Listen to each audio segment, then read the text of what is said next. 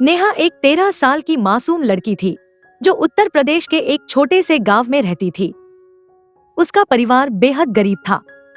उसके पिता रामलाल खेतों में मजदूरी करते थे और माँ कमला अमीर लोगों के घरों में झाड़ू पोछा लगाकर घर का खर्च चलाती थी। नेहा घर की सबसे बड़ी बेटी थी और अपने माता पिता की मदद करने के लिए स्कूल से लौटकर छोटे भाई बहनों की देखभाल करती थी। गांव में उसकी दिनचर्या सीधी सादी थी। सुबह स्कूल जाना, दोपहर को घर के काम करना और रात को पढ़ाई के साथ सो जाना।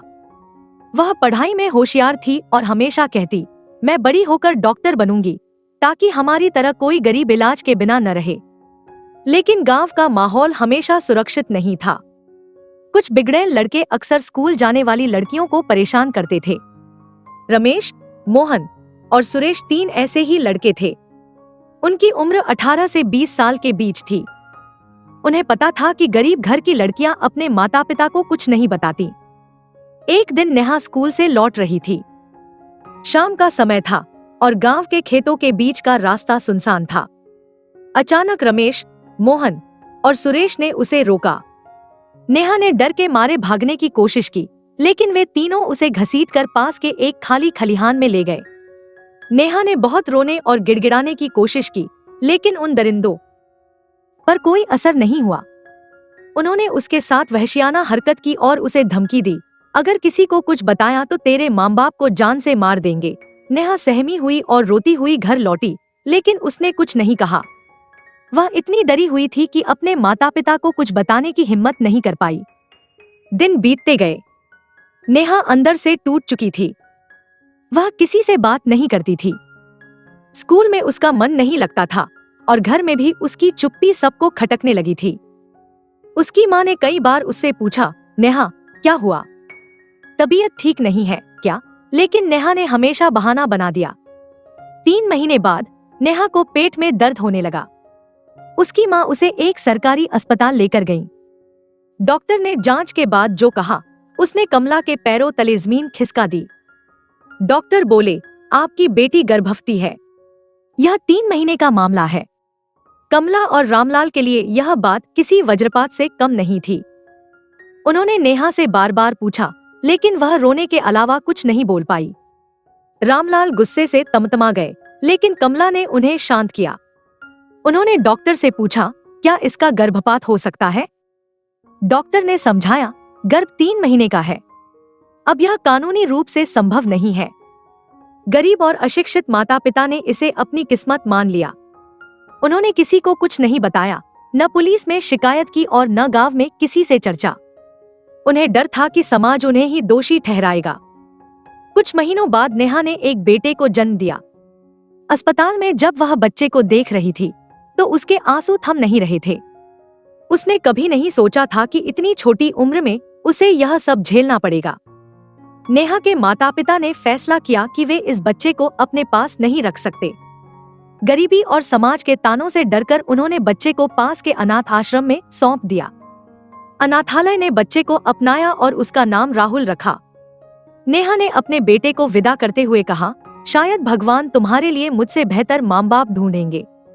राहुल को एक निसंतान दंपत्ति अजय और सीमा ने गोद ले लिया। अजय एक सरकारी अफसर थे और सीमा एक स्कूल टीचर। उन्होंने राहुल को अपना सारा प्यार और सुविधा दी। राहुल ने एक अच्छे स्कूल में पढ़ाई की और अपने गोद लेने वाले माता पिता से बेहद लगाव महसूस किया। उन्होंने कभी यह नहीं जताया कि राहुल उनका अपना बेटा नहीं है। 20 साल बाद एक दिन अजय और सीमा एक भयानक सड़क दुर्घटना का शिकार हो गए। अस्पताल में अपनी आखिरी सांसें लेते हुए अजय ने राहुल को सच्चाई बताई, बेटा, हम तुम्हारे असली माता पिता नहीं हैं। तुम्हें एक अनाथालय से गोद लिया गया था। राहुल को यह सुनकर झटका लगा, लेकिन उसने अपने माता पिता की देखभाल की और उनकी अंतिम क्रिया पूरी की।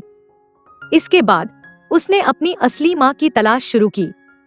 राहुल अनाथालय पहुंचा और अपने जन्म से जुड़ी जानकारी ली। उसे पता चला कि उसकी असली माँ नेहा नाम की एक महिला है जो अब भी उसी गांव में रहती है। राहुल गांव पहुंचा और नेहा को ढूंढ निकाला। नेहा अब शादीशुदा थी और उसके 2 बच्चे थे। जब राहुल ने उसे बताया कि वह उसका बेटा है, नेहा रोने लगी। उसने उसे गले लगाकर कहा, तुम आज भी मेरे दिल के करीब हो। मैंने तुम्हें मजबूरी में छोड़ा था। नेहा ने राहुल को अपने अतीत की सारी सच्चाई बताई, कैसे 3 दरिंदों ने उसके साथ वहशियाना हरकत की थी और कैसे गरीबी और डर के कारण वह न्याय के लिए लड़ नहीं सकी। राहुल को यह सुनकर गुस्सा आया। उसने कहा, माँ, अब मैं चुप नहीं रहूंगा, मैं आपको न्याय दिलाऊंगा। उसने पुलिस में शिकायत दर्ज करवाई। मामले की जांच शुरू हुई। नेहा ने 20 साल पुरानी बातों को याद करके अपना बयान दिया। पुलिस ने रमेश, मोहन और सुरेश को गिरफ्तार किया।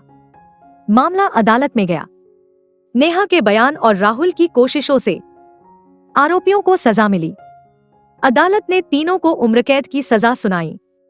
नेहा के लिए यह एक नई शुरुआत थी। उसने पहली बार खुद को मजबूत महसूस किया। उसने राहुल से कहा, तुमने मुझे नई जिंदगी दी है, मैं तुम पर गर्व करती हूँ। नेहा, राहुल और उसका परिवार एक साथ रहने लगे। राहुल ने अपने माँ बाप को साबित कर दिया कि इंसाफ के लिए लड़ाई कभी बेकार नहीं जाती। कहानी हमें यह सिखाती है कि अन्याय के खिलाफ खड़ा होना और सच के लिए लड़ना सबसे बड़ा साहस है।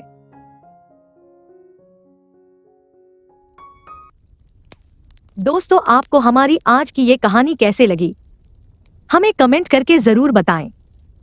अगर कहानी अच्छी लगी तो वीडियो को लाइक करें और अपने दोस्तों के साथ भी शेयर करें।